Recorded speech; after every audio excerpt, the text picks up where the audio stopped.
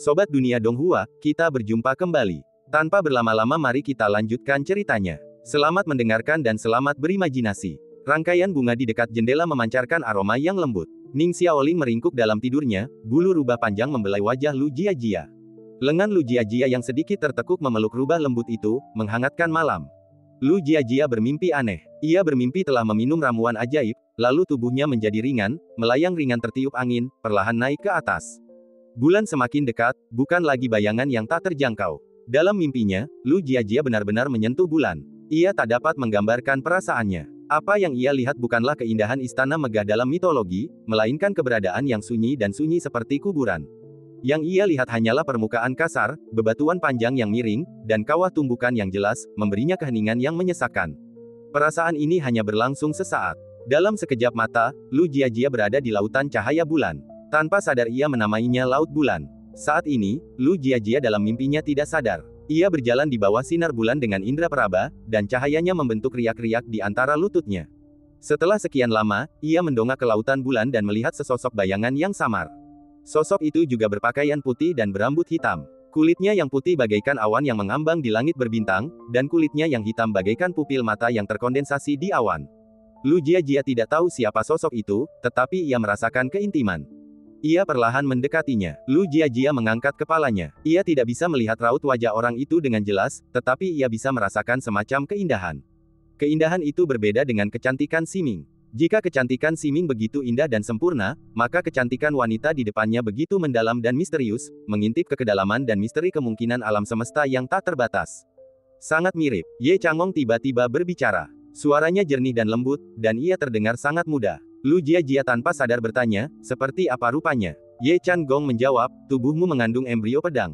Itu adalah salah satu dari 81 pedang abadi yang hilang dari dunia fana ketika negara 10 mata runtuh. Lu Jiajia mengangguk pelan, mengetahui bahwa inilah asal mula persatuan roh pedang. Ye Changong bertanya, tahukah kau siapa yang menempa 81 pedang itu? Lu Jiajia menggelengkan kepalanya pelan, aku tidak tahu. Ye Changong kemudian dengan fasih menceritakan sebuah kisah yang tidak tercatat dalam legenda, 81 pedang itu semuanya adalah pedang abadi. Pedang abadi Menara Luoshu adalah replika dari salah satu dari 81 pedang itu. Pada masa itu, seorang kultivator hebat mengumpulkan besi terbaik dari 9 provinsi, menggunakan matahari sebagai tungku, dan bintang serta bulan sebagai arang. Seorang dewi bahkan menggunakan darahnya sendiri untuk menempa 81 pedang abadi, yang kemudian ia percayakan kepada sahabat karibnya, yang bernama Siang. Pada masa itu, ada 2 matahari di langit.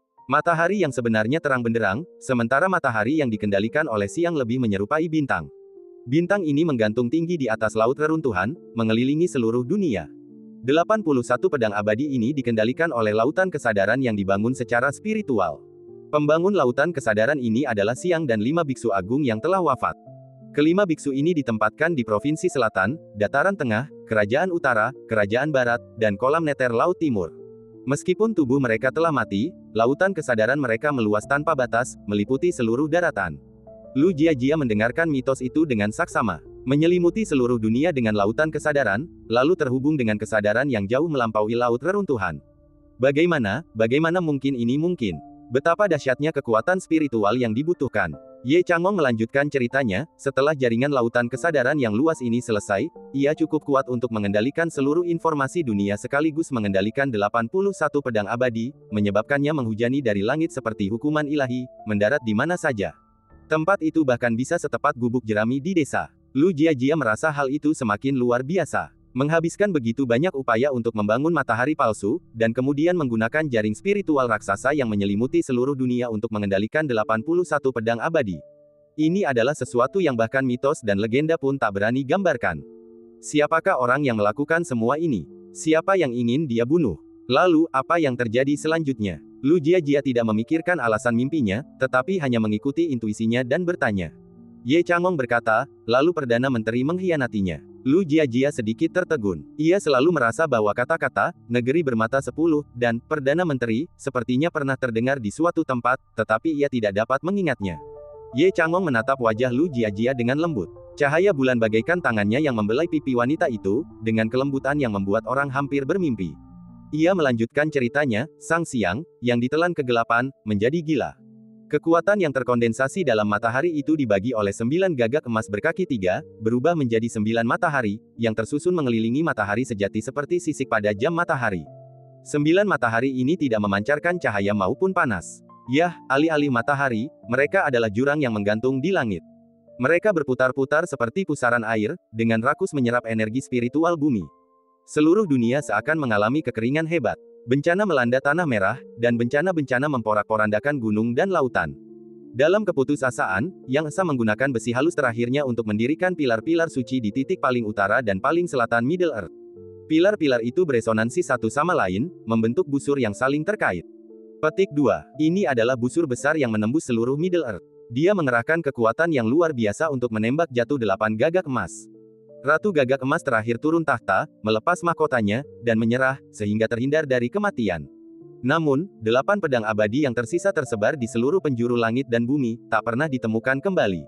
Beberapa hilang di hutan belantara, sementara yang lain dibawa oleh roh dan bereinkarnasi bersama. Orang yang bereinkarnasi memiliki tubuh yang sama dengan pedang dan roh, beresonansi dengan besi dunia. Lu Jiajia memiringkan kepalanya, diam-diam mendengarkan legenda ini di Laut Bulan. Inilah kisah lengkap tentang pedang dan roh yang menyatu. Apakah ini asal mula embrio pedang di dalam tubuhnya? Jika kisah yang diceritakan oleh orang di hadapannya itu benar, maka dia adalah roh pedang dalam arti tertentu, tetapi roh pedang semacam ini bukanlah pengikut pedang, melainkan guru pedang. Senior, siapa ini? Lu Jiajia menatapnya dan bertanya dengan lembut. Ye Chan Gong mengangguk, menghargai kesopanannya. Anda boleh memanggil saya Kepala Biara. Kepala Biara. Lu Jiajia menatapnya dan bertanya, apakah Anda seorang Taois? Ye Chan Gong menjawab, semua yang berbagi Dao Agung adalah Taois. Lu Jiajia bertanya, Senior, Anda membawa saya ke dalam mimpi dan membawa saya ke sini. Mengapa? Ye Chan Gong menjawab dengan belak-belakan, untuk memberi Anda kesempatan. Lu Jiajia sedikit terkejut dan bertanya, kesempatan. Gaun putih Ye Chan Gong yang sangat besar dan sabuk giok berkibar tertiup angin. Bulan purnama perlahan muncul di belakangnya, memenuhi seluruh dunia. Gaunnya yang berkibar berkilauan diterpa cahaya bulan, seolah menyatu. Di bawah sinar bulan, Ye Chan Gong mengulurkan jari dan dengan lembut menepuk dahi Lu Jiajia. Senior, apa yang Anda lakukan? Lu Jiajia tidak melawan, dan ia juga tidak mampu. Intuisinya mengatakan bahwa senior yang begitu halus ini tidak bermaksud jahat. Ia pun merasa seperti terbungkus dalam kepompong, siap menumbuhkan sayap-sayap yang cemerlang. Ye Chan Gong berkata, ini adalah hati pedangmu. Hati pedang. Lu Jiajia sedikit terkejut. Ye Chan Gong berkata, ini berbeda dari hati pedang yang biasa kau pahami.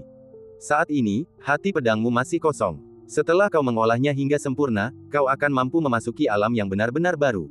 Lu Jiajia bingung, bagaimana cara mengolah hati pedang.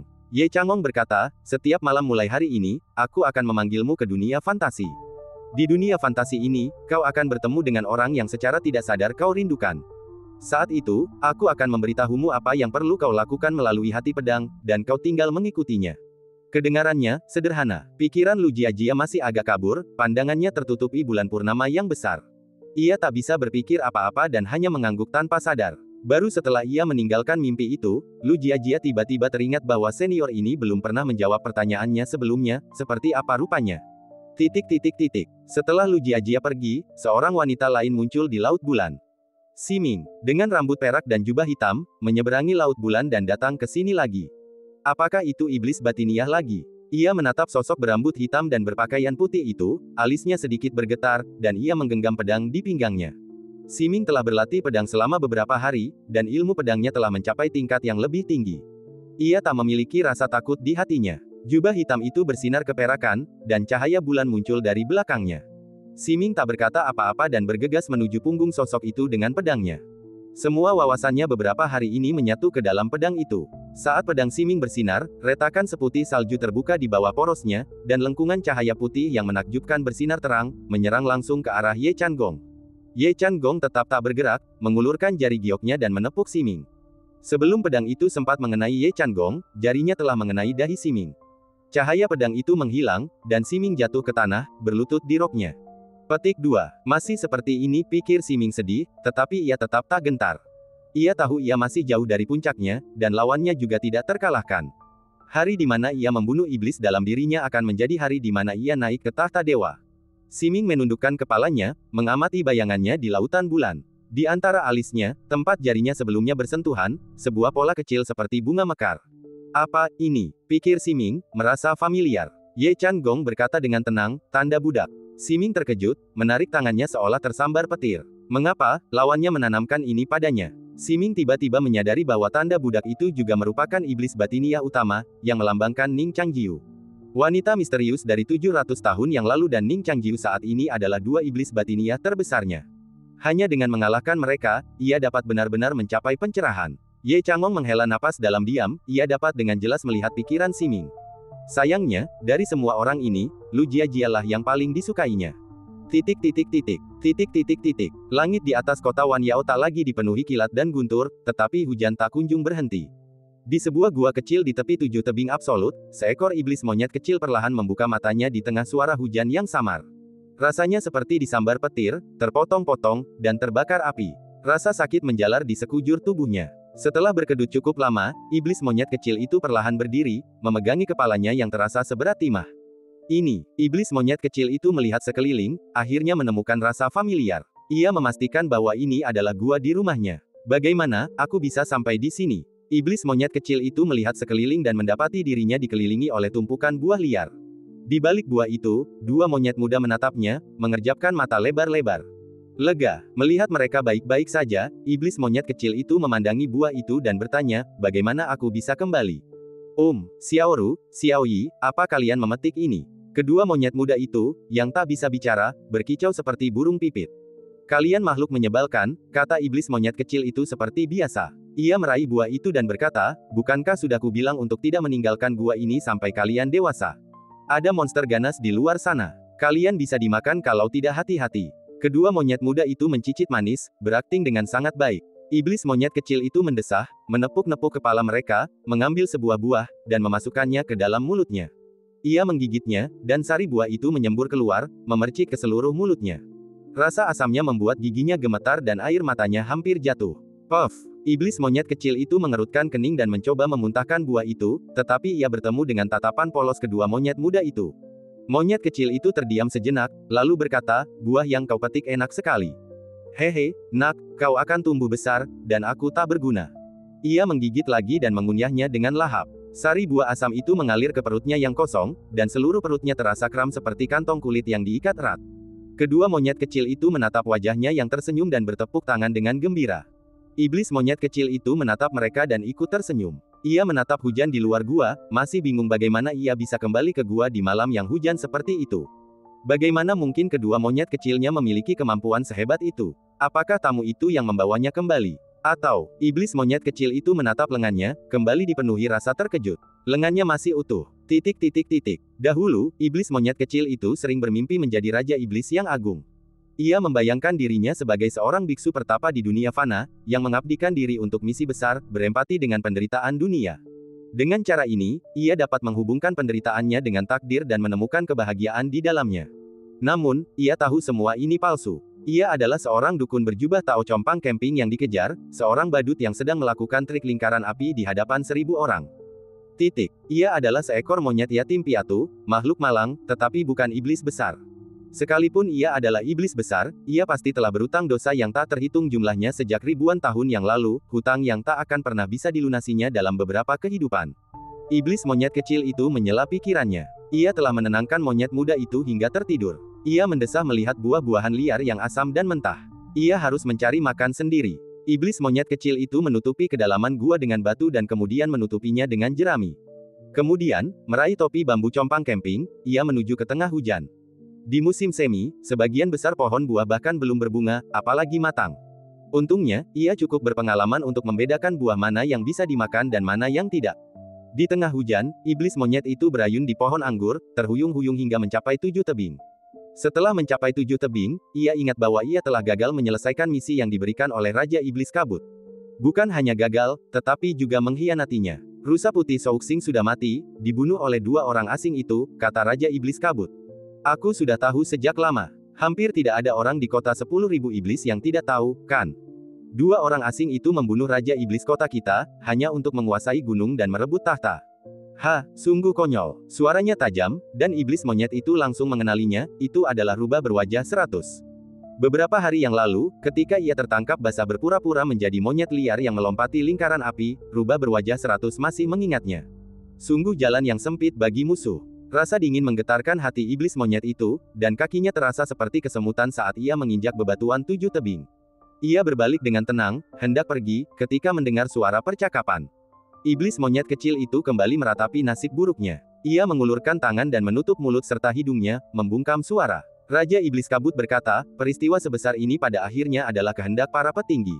Rusa Putih adalah atasanku, temanmu. Pah! Rubah berwajah 100 menyela. Teman apa? Bagaimana Rusa Putih bisa menganggapku teman? Aku bahkan berharap dia mati. Raja Iblis Kabut berkata, apa yang akan kau lakukan jika dia mati?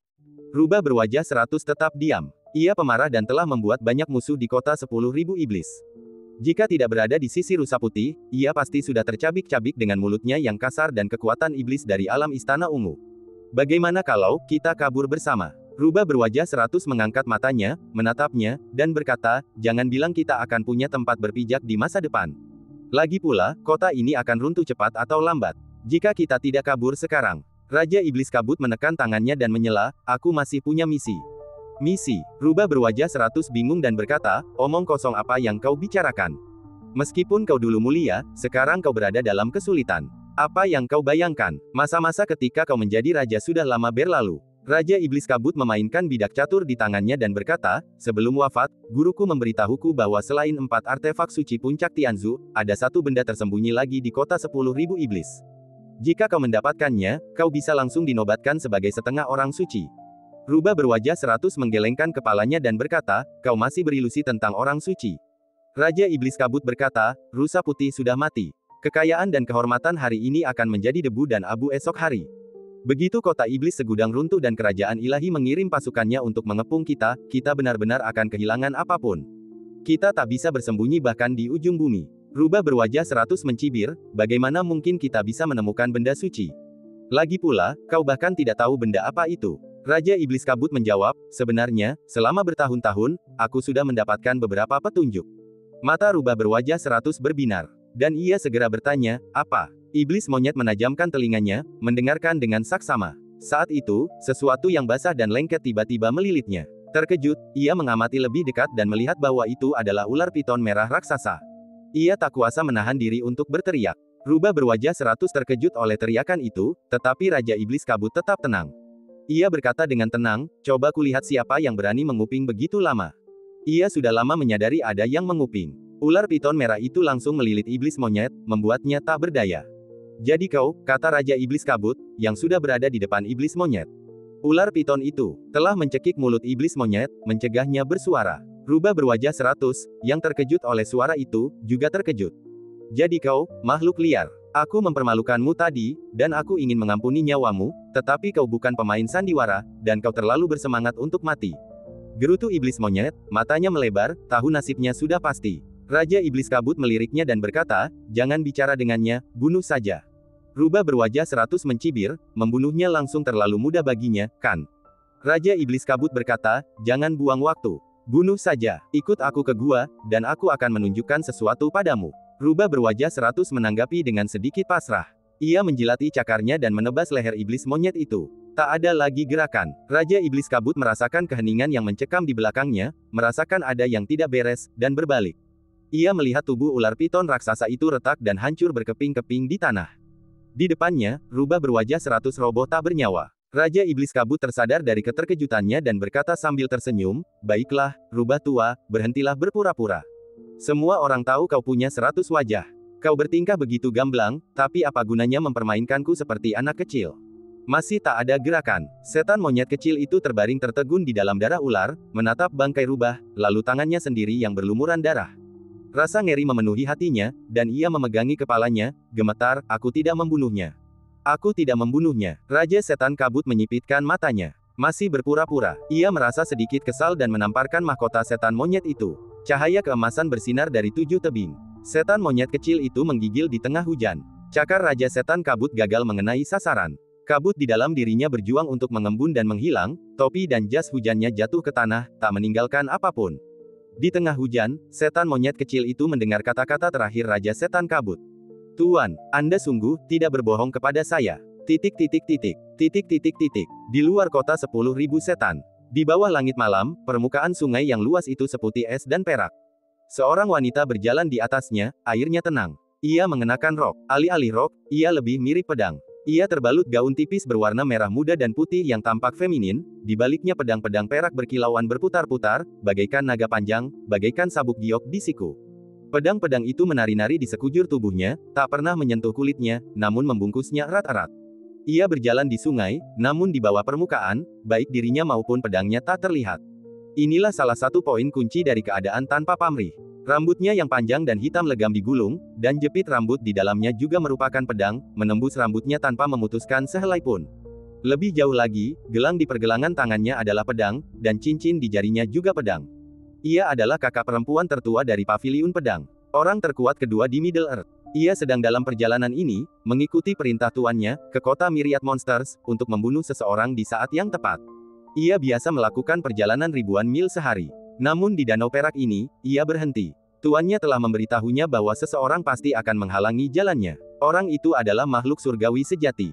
Ia telah menunggu. Ia telah mengasah pedangnya di dalam biara selama puluhan tahun, hasrat pedang batinnya terkadang menggelora di malam hari, seolah satu tusukan jari-jarinya dapat membelah langit dan bumi, menelan pelangi sepanjang 30.000 mil. Meski begitu, ia berjalan hati-hati. Ia tahu betapa tangguhnya lawannya nanti. Di atas Danau Perak, ia melihat sesosok tubuh. Sosok itu adalah seorang wanita. Sehelai rok hijau berkibar di danau, angin sepoi-sepoi, air tenang, dunia yang tadinya tenteram berubah menjadi sunyi senyap. Wanita itu, menatap gaun hijau itu, teringat kisah-kisah yang diceritakan gurunya, mengerucutkan bibirnya dalam diam. Dengan siapapun, mungkin akan baik-baik saja, tetapi dengan yang satu ini, ia sama sekali tidak percaya diri. Namun, hanya dengan cara inilah ia dapat mengasah pedang di dalam hatinya menjadi bilah pedang suci yang tak tertandingi. Wanita bergaun hijau itu menoleh dengan tenang. Rambutnya disanggul tao, dimahkotai bunga teratai, dan menggenggam kepang, ia memancarkan aura keabadian. Petik 2. Salam, senior. Murid senior Paviliun Pedang menatapnya dengan sungguh-sungguh, berkata, saya tidak menyangka Anda akan datang sendiri.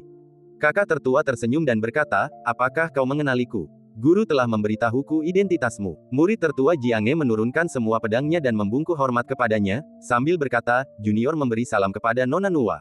Nuwa, Shen Yu tetap tak tergerak oleh gelar itu. Ia menjawab dengan tenang, pengadilan abadi telah hancur, para dewa telah tumbang, para kaisar dan dewa telah lenyap entah kemana atau bereinkarnasi.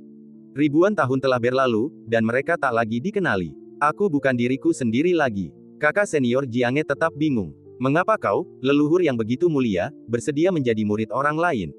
Siapakah masterku ilmu? Siapakah orang-orang di dalamnya? Shen Yu tersenyum tenang. Ia berdiri di tepi danau, dunia membeku dalam waktu, hanya percakapan mereka yang bergema jelas.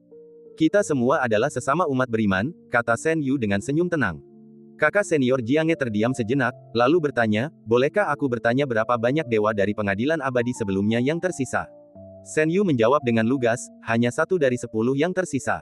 Kata-katanya ringan, namun mengandung sedikit darah kuno. Kakak perempuan tertua Jiange juga merasakan sesuatu, dan kata-katanya sungguh-sungguh dan berat, di awal perang dewa, langit hancur. Yang mulia meluruskan keempat kutub, menghubungkan yin dan yang, membunuh hantu dan dewa, serta menenangkan banjir. Prestasinya dalam memurnikan batu untuk memperbaiki langit dikenang oleh dunia hingga hari ini. Sekarang langit sudah aman, mengapa Anda harus melawan arus dan membuat lubang lagi? Yang mulia, apa yang Anda inginkan? Shen Yu bertanya balik, apa yang diinginkan Jiange? Menegakkan keadilan atas nama surga. Kakak perempuan tertua berkata tanpa ragu, untuk mempertahankan keberlangsungan jalan surga. Shen Yu tersenyum tipis dan berkata, untuk mempertahankan jalan surga. Sekarang adalah tahun Baizang, yang sesuai dengan makna menjadi kaki tangan harimau. Kakak perempuan tertua merenung sejenak dan bertanya, Nona Nuwa, apakah Anda pernah ke dinasti manusia? Apa maksud Anda? Tanya Shen Yu balik. Kakak tertua menjelaskan dengan serius, dinasti manusia selalu mengalami pasang surut. Nama keluarga kaisar yang duduk di atas tahta tidaklah penting. Jika ia tidak pernah menyakiti rakyat, mengapa repot-repot? 500 tahun yang lalu, Sang Santo bersikeras dengan caranya sendiri, dan pada akhirnya, hanya mengakibatkan bencana dengan jutaan mayat, yang hanya membuat dunia semakin tandus dan semua makhluk hidup sengsara. Ratusan tahun telah berlalu dan tak seorang pun mampu pulih. Kini dunia sedang memulihkan diri dan akhirnya mencapai perdamaian. Dunia manusia memiliki sekte-sekte untuk mempertahankannya, dan surga memiliki kerajaan para dewa untuk menjaganya. Orang-orang bahagia dan roh-roh penuh kehidupan. Era para dewa kuno telah berlalu, dan para penguasa kerajaan para dewa tidak lagi ikut campur di dunia manusia. Kita seharusnya menikmati zaman yang makmur ini, mengapa repot-repot dengan tindakan asing ini? Shen Yu mendengarkan dengan tenang, dan dalam momen persetujuan yang langka, ia berkata, bencana 500 tahun yang lalu memang sangat besar. Kakak tertua mengerutkan kening dan bertanya, kalau begitu, apa yang kau lakukan? Shen Yu berkata, kamu percaya pada hukum alam, tetapi apakah kamu benar-benar tahu apa yang kamu yakini? Kakak tertua berkata dengan serius, hukum alam, tentu saja, adalah aturan yang berasal dari langit dan bumi. Misalnya, jika kamu berada di negara ini, kamu harus mematuhi hukum negara ini. Kamu menginginkan kebebasan dan ingin menghancurkan hukum negara ini, tetapi apakah kebebasan seperti ini akan membuat negara ini lebih baik? Prinsip-prinsip surgawi bukanlah hukum nasional, melainkan tirani, kata Shen Yu dengan muram. Prinsip surgawi yang kamu yakini telah lama dirusak.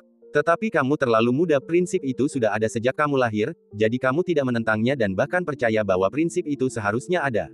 Kakak tertua membalas, kau selalu bilang prinsip-prinsip surgawi itu jahat, tapi bukti apa yang kau berikan?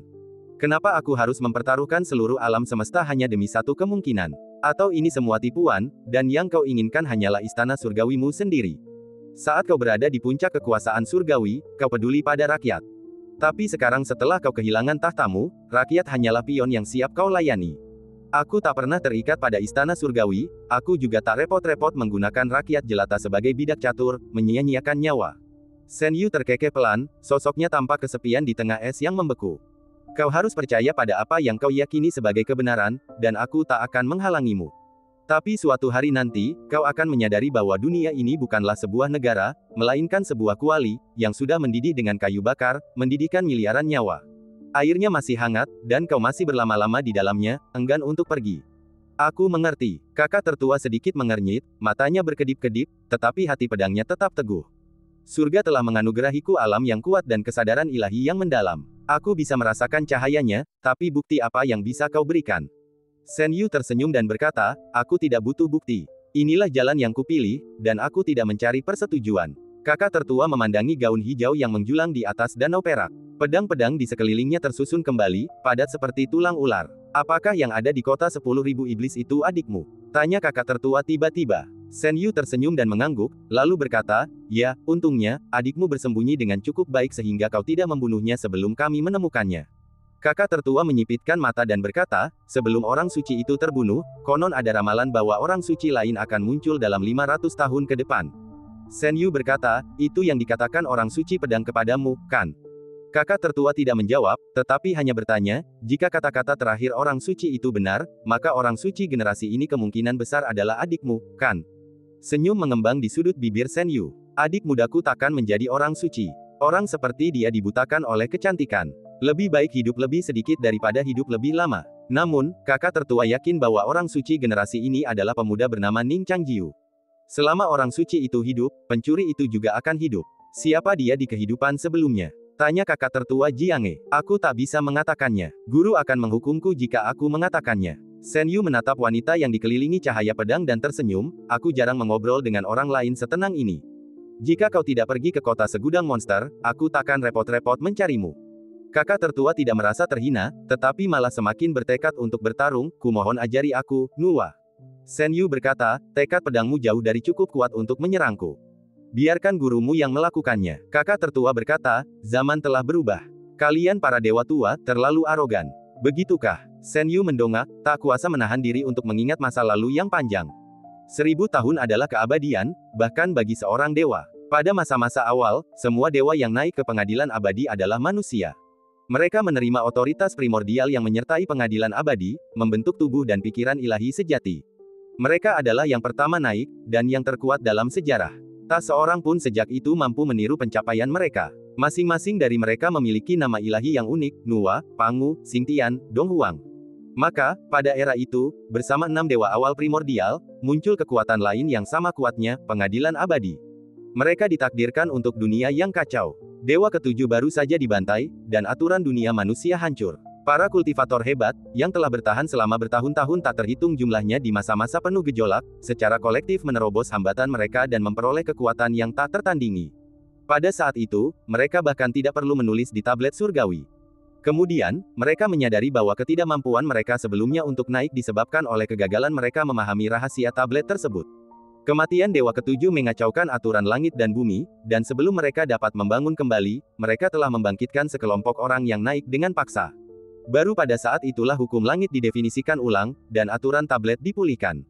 Para dewa pada masa itu memiliki kekuatan yang luar biasa, dan dalam perebutan kekuasaan melawan dewa-dewa kuno, dewa-dewa tua, dan kemudian para penguasa kegelapan, mereka melakukan banyak sekali prestasi. Sayangnya, hasil akhirnya sudah diketahui. Pengadilan abadi runtuh, semua makhluk abadi jatuh, dan 12 kerajaan ilahi didirikan bersama dengan tatanan baru. Mereka mempertahankan jalan surga dan menjadi hukum besi dunia, tak tergoyahkan selama ribuan tahun. Singkatnya, itu sudah lama sekali. Seringkali, ia bahkan bertanya-tanya apakah orang yang menambal langit saat itu adalah orang yang sama dengannya sekarang. Di danau perak di depan, kakak senior paviliun pedang langsung membentuk formasi 10.000 pedang, menerangi seluruh danau dengan cahaya pedang. Tempat ini bukan lagi danau, melainkan alam pedang, tempat siapapun yang memasukinya akan mati. Lingkungan di sekitarnya tak lagi sunyi. Air keperakan beriak, pedang-pedang beradu di udara, menimbulkan angin sepoi-sepoi yang lembut. Cahaya bintang memenuhi langit, berkelap-kelip samar. Seluruh dunia bagaikan lilin yang hampir padam, pertanda bahwa keheningan akan segera pecah. Shen Yu menatap segalanya dan berkata dengan dingin, siapa yang menyuruhmu bicara? Semuanya hening, kembali sunyi. Bahkan pedang kakak senior paviliun pedang. Shen Yu berjalan di alam pedang, seolah-olah sedang berjalan-jalan di taman. Ia mengangkat lengan baju hijaunya, bila pedang tersembunyinya berkilauan dengan cahaya. Biarkan aku melihat apa yang telah diajarkan oleh Santo Pedang kepadamu, dan lihat apakah dia benar-benar pantas menyandang gelar manusia terhebat di dunia. Danau perak tiba-tiba pecah. Ketika Siming terbangun, Ning Changjiu sedang duduk bersandar di dinding, mengatur napas, menggerakkan meridian, dan berlatih teknik pedang. Siming mengembuskan napas, dan setelah tenang, ia segera menggosok alisnya. Ia tidak menyentuh apapun. Untungnya, tidak ada tanda budak, itu hanya mimpi. Mimpinya semakin aneh akhir-akhir ini. Apakah semakin tinggi alamnya, semakin jelas isi mimpinya? Siming berpikir begitu, perlahan mengangkat kepalanya, dan menatap hujan di luar jendela. Sudah bangun, Ning Changjiu mengatur napasnya sebentar. Siming mengenakan pakaian tipis. Meskipun tidur semalaman, ia tampak lebih lelah. Ia bangkit dari tempat tidur, tetapi tidak berdiri. Kakinya menyentuh lantai yang agak dingin. Ia menundukkan kepala dan dengan lembut menyisir rambut perak yang tergerai di depan dadanya dengan jari-jarinya. Alisnya dingin, seolah sedang memikirkan sesuatu. Ning Jiu-Jiu menatapnya dan bertanya, ada yang sedang kau pikirkan? Tidak, Siming menjawab dan bertanya, keterampilan apa yang sedang kau latih? Ning Jiu-Jiu berkata, ini metode Tao yang baru ku pelajari. Siming tidak melanjutkan pertanyaannya. Ia menyisir rambut panjangnya dan bertanya, apakah kamu bermimpi aneh akhir-akhir ini? Ning Jiu-Jiu mengira itu dia yang berbicara dalam tidurnya lagi, dan pembicaraan dalam mimpi itu pasti ada hubungannya dengan si Anger. Siming membantahnya mentah-mentah dan berkata, tidak, akhir-akhir ini dalam mimpiku, aku kebanyakan hanya mengenang masa lalu. Mengenang masa lalu, suara Siming agak lembut dan berkata, adakah yang tidak bisa kau lepaskan? Ning Jiu-Jiu berkata, bagaimana mungkin kau tidak melepaskan masa lalu? Masa depan yang tak terduga adalah satu-satunya hal yang layak dikhawatirkan. Siming terdiam beberapa saat, dan ia, yang selalu suka mengejek Ning Jiu-Jiu, jarang setuju, yah, kau benar. Ning Jiu-Jiu bergidik, sedikit tidak terbiasa, berpikir, apakah kau dipukuli dalam mimpi? Mengapa kau begitu baik hari ini? Mereka semua punya potensi untuk menjadi istri dan ibu yang baik. Siming juga merasa suasananya kurang tepat. Ia bangkit dan berjalan melintasi lantai, mendekati cermin, lalu menatap bagian tengah alisnya cukup lama. Cahaya di dalam rumah redup, sementara di luar terdengar suara hujan rintik-rintik. Seluruh kota Wan Yao setenang danau tanpa ombak. Oke, bangun. Siming tiba-tiba berkata, ayo pergi ke pohon buah ginseng. Ning Changjiu menjawab, meregangkan otot-ototnya, berdiri, dan mengenakan pakaiannya. Siming juga pergi ke balik layar untuk berganti pakaian. Layar itu tipis dan warnanya seperti kain kasa hitam. Ning Changjiu samar-samar bisa melihat bayangan yang bersinar melaluinya. Siming berganti pakaian menjadi jubah dewa hitam dan berjalan keluar dari balik layar. Alisnya kembali dingin. Sebelum pergi, Ning Changjiu mengambil payung kertas putih dan menyerahkannya kepada Siming. Siming mendorong payung itu dan berkata, aku tidak membutuhkannya. Ning Changjiu mengambil satu untuk dirinya sendiri. Sedikit hujan musim semi ini bisa membunuh seorang kultivator yang setengah langkah lagi dari jalan kelima. Atau kau terlalu suka berpura-pura? Siming mulai mengejek lagi. Ning Changjiu tersenyum dan berkata, itu hanya sedikit minat manusia. Siming bertanya, apakah minat kecil itu penting? Petik 2. Tentu saja penting, kata Ning Changjiu, itu salah satu bukti bahwa kita manusia. Siming tidak berkomentar, tetapi berjalan di tengah hujan dengan tangan di belakang punggungnya. Di jalan yang sepi, lempengan batu biru dipoles seperti cermin, dan sesosok samar perlahan menghilang di tengah hujan. Ning Changjiu memegang payung putih, menatap mata Siming yang halus dan jernih, lalu diam-diam memiringkan payung ke arahnya. Petik 2 titik titik titik petik 2. Siming merasakan gerakannya yang tidak perlu dan tidak berkata apa-apa. Mereka berdua berjalan seperti ini.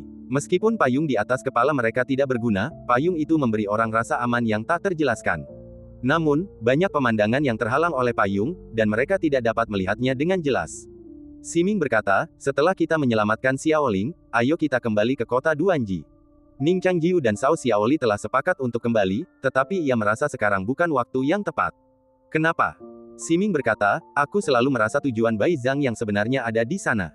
Ya, Ning Changjiu juga berpikiran sama. Meskipun tidak mengenal Bai Zhang, ia merasakan keserakahannya dalam urusan Tian Zhang dan Mingjun. Kematian dewa tanpa kepala adalah sebuah peringatan. Bagaimana mungkin dewa seperti dirinya, yang mendambakan semua kekuatan besar, melepaskan kerajaan Tuhan yang telah hilang? Saat itu, kota batas rusak mungkin berada dalam bahaya. Kuharap tidak akan ada gelombang besar lagi dalam perjalanan ke kota Wan Yao, kata Ning Changjiu. Siming berkata ringan, hanya yang lemah yang akan merasa malu. Ning Changjiu tersenyum dan memiringkan payung lebih ke arahnya. Siming berbalik dan menatap bahunya yang basah oleh hujan. Alisnya sedikit berkerut, dan tatapan jijik terpancar di matanya yang sedingin es. Sudah selesai. Kenapa kau begitu kekanak-kanakan? Ning Changjiu tersenyum dan berkata, jika kau melindungi orang lain dari angin dan hujan, kau sendiri juga akan selalu basah. Siming berkata, payunglah yang melindungimu dari angin dan hujan, bukan dirimu. Ning Changjiu terdiam sejenak dan berkata, bagaimana jika suatu hari payung itu bocor? Payung yang dimaksudnya adalah langit. Siming berpikir sejenak dan berkata, langit pernah bocor. Lebih dari 3000 tahun yang lalu, Dewi Nuwa pernah melakukan tindakan heroik memurnikan batu untuk memperbaiki langit. Sayangnya, orang mati kini telah tiada. Jika sejarah terulang kembali, orang hidup mungkin hanya akan berjuang sendiri di tengah hujan. Apakah Nuwa benar-benar ada? Tanya Ning Changjiu. Ia hanya mendengar mitos-mitos yang relevan dari kakak perempuannya, yang begitu memuji Nuwa sehingga ia ragu untuk mempercayainya. Siming berkata, memperbaiki langit bukanlah legenda. Menciptakan manusia juga merupakan prestasi yang hebat, tetapi itu terjadi begitu lama sehingga tidak dapat dilacak lagi. Ning Changjiu bertanya dengan rasa ingin tahu, bagaimana mereka menciptakan manusia. Siming berkata dengan tenang, itu yang kau pikirkan. Mata Ning Changjiu melebar. Siming mengamati ekspresinya dengan bingung, menggunakan tanah suci dan air suci untuk menciptakan sesuatu, bukankah itu sesuatu yang bahkan anak kecil pun tahu? Kenapa kau begitu terkejut? Petik 2 titik titik titik petik 2. Ning Changjiu terlalu malu untuk mengungkapkan pikirannya yang sebenarnya. Ia bergumam, para dewa kuno benar-benar tahu segalanya. Siming berkata dengan tenang, itulah hak istimewa para pionir dunia. Keduanya berjalan perlahan di tengah gerimis, hujan perlahan membasahi bahu Ning Changjiu. Siming mengamati bekas air yang jelas di kemeja putihnya dan bertanya, jika suatu hari langit benar-benar bocor, dan kau kebetulan memegang payung, apakah kau masih akan memberikannya kepadaku seperti yang kau lakukan? Ning Changjiu berkata, iya. Siming ingin menekankan masalah ini, jika Lu Jiajia atau Zhao Xianger ada di sana, kepada siapa kau akan memberikannya? Tetapi menanyakan hal itu akan membuat identitasnya tampak aneh. Ia menyerah, dan Ning Changjiu tanpa sadar lolos dari bencana. Ning Changjiu membalas, kalau kuberikan payung ini, maukah kau mengambilnya? Siming terdiam. Mereka telah sampai di lereng gunung, di samping hamparan bunga kamelia yang layu. Lonceng-lonceng pelindung bunga berdentang sendiri, suaranya lirih. Mereka telah kehilangan apa yang perlu mereka lindungi, dan tahun-tahun mendatang yang panjang tak lebih dari sekadar berkarat di terpa hujan. Siming mengulurkan tangannya, berkata, berikan padaku. Ning Changjiu terdiam, lalu menyadari bahwa yang ia bicarakan adalah sebuah payung.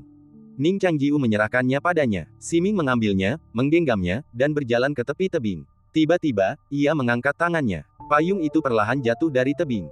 Di bawah tebing terbentang hutan yang diselimuti hujan dan kabut. Payung putih itu melayang ke arahnya, menyusut dari pandangan seperti bunga yang bermandikan hujan dan angin, lalu lenyap dalam sekejap.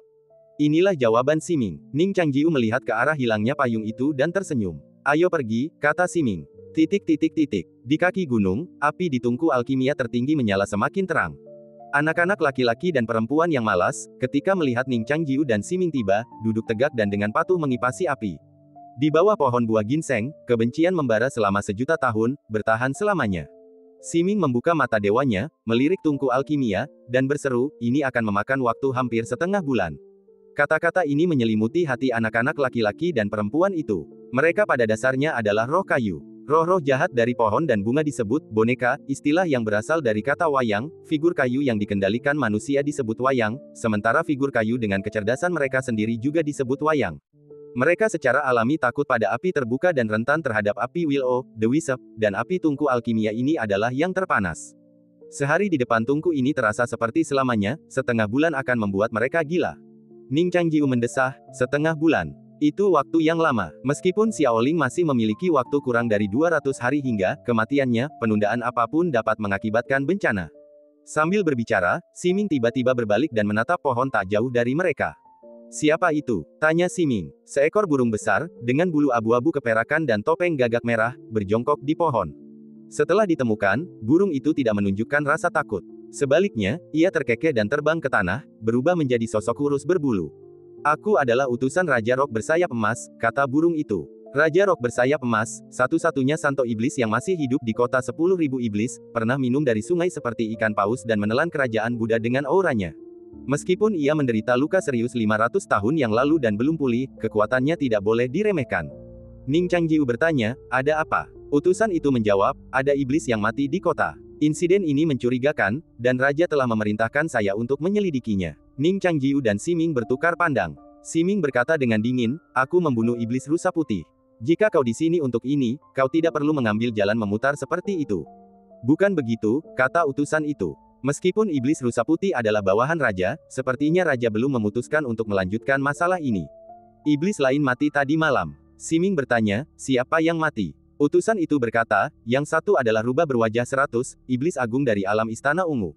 Dia memiliki grup opera besar di kota luar yang juga menampilkan akrobat. Yang satunya lagi adalah Raja Iblis Kabut dari 7 tebing absolut. Ia dan ular piton merahnya mati secara misterius. Penyebab kematiannya tidak diketahui. Para petinggi menangani masalah ini dengan sangat serius dan telah memerintahkan penyelidikan terhadap setiap orang luar. Raja Iblis Kabut, Ning Changjiu dan Siming bertukar pandang. Ning Changjiu bertanya, bagaimana Tuan Iblis Suci akan menyelidikinya? Utusan itu menyerahkan 2 lembar kertas dan berkata, tuliskan saja rencana perjalananmu baru-baru ini. Raja akan menentukan yang benar dan yang salah. Sungguh tak terbayangkan. Kakak senior kedua duduk di antara awan putih, dengan santai mengayunkan pedangnya, mengiris lautan awan yang luas menjadi serpihan-serpihan yang bertahan lama. Sesosok bergaun hijau muncul dari lautan awan dan tiba di sisinya dalam sekejap mata. Kakak senior, bagaimana kabarnya? Tanya kakak senior kedua. Shen Yu berkata, tidak ada utusan dari kerajaan ilahi Baizhang. Ia bersedia pergi sendiri untuk menghentikan murid tertua paviliun pedang, bukan karena ia menghargainya, tetapi hanya ingin melihat reaksi kerajaan ilahi Baizhang. Kakak senior kedua mengangguk ringan dan tersenyum, Baizhang benar-benar serakah dan pengecut. Ia tidak berani mengambil risiko seperti itu. Hei, ketika pertama kali aku bertemu dengannya, ia masih monster kuno yang berjuang untuk bertahan hidup di bawah tebing pembunuh darah. Ia berlumuran darah dan sama sekali tidak terlihat imut. Shen Yu tersenyum dingin, dulu, kau benar-benar bisa menghancurkannya sampai mati dengan satu tangan. Sayangnya, sekarang dia telah mengambil alih kota yang seharusnya menjadi milikmu, menyiraminya dengan perak, dan menamainya Istana Salju. Dan sekarang kau, aduh, ketika pedang suci keluar dari pengasingan, aku tidak yakin kau bisa menang. Kakak kedua menghela napas dan berkata dengan jujur, aku juga tidak yakin. Shen Yu melihat ekspresinya dan berkata, kalau kau tidak peduli, bisakah kau benar-benar bebas dan santai? Kakak kedua menyeringai dan berkata, aku hanya tidak ingin terlalu khawatir. Semuanya sudah direncanakan oleh guru. Aku bertanggung jawab untuk membawa pisau dan membunuh orang. Shen Yu berkata, guru seharusnya tidak menyelamatkanmu sejak awal. Kakak kedua berkata, kalau kau tidak menyelamatkanku, maukah kau menyelamatkan adikmu? Shen Yu tertawa dan berkata, adik junior, akhir-akhir ini kau semakin arogan. Kakak kedua cepat-cepat berkata, itu cuma candaan, Kak, jangan dimasukkan ke hati. Shen Yu terlalu malas untuk berkata apa-apa dan berkata, pokoknya, perhatikan baik-baik. Kalau aku jadi kamu, aku akan melihat seseorang menempati sarang burung murai, tapi aku tak punya waktu luang untuk duduk sendirian di awan dan melawan awan putih yang tenang ini. Kotaku. Kakak kedua tersenyum sedih, semua orang di kota ini sudah mati, dan hanya aku yang hidup. Bagaimana mungkin kota ini masih disebut kotaku? Shen Yu berkata, kotamu masih di sana, dan kau masih di sana, dengan semua yang kau butuhkan. Mengapa harus depresi? Kakak kedua mendengarkan, terdiam sejenak, lalu tersenyum ramah. Ia meletakkan pisaunya selebar setengah jari di punggungnya, perlahan mengusapnya. Jangan khawatir, kakak senior, katanya, aku punya rencana. Ketika saatnya tiba, aku akan mengundang kalian semua ke menara untuk minum, mengagumi pemandangan di bawah awan warna-warni, dan mengenang masa lalu yang indah. Kuharap begitu. Shen Yu bersenandung tenang. Kakak kedua teringat sesuatu dan bertanya, ngomong-ngomong, bagaimana kau melawan gadis itu? Shen Yu berkata, gadis itu lumayan. Jika dia berkultivasi selama 100 tahun lagi, dia pasti akan menjadi seorang pejuang hebat. Saat ini, dia masih kurang dewasa. Dia mungkin masih dalam masa pemulihan di Danau Perak, dan baru akan mencapai kota 10.000 iblis dalam sebulan. Kakak senior benar-benar tak tertandingi, puji kakak kedua. Shen Yu tidak repot-repot menjawab. Ia melangkah melintasi lautan awan, melayang menuju tujuan yang tak terlihat. Kakak kedua meregangkan badan dan dengan santai membacakan sebuah puisi terkenal. Shen Yu hanya menangkap baris pertama. Aku meninggalkan Baidi di pagi hari di antara awan-awan berwarna-warni. Dan cerita pun berakhir, nantikan cerita selanjutnya. Terima kasih telah mendengarkan.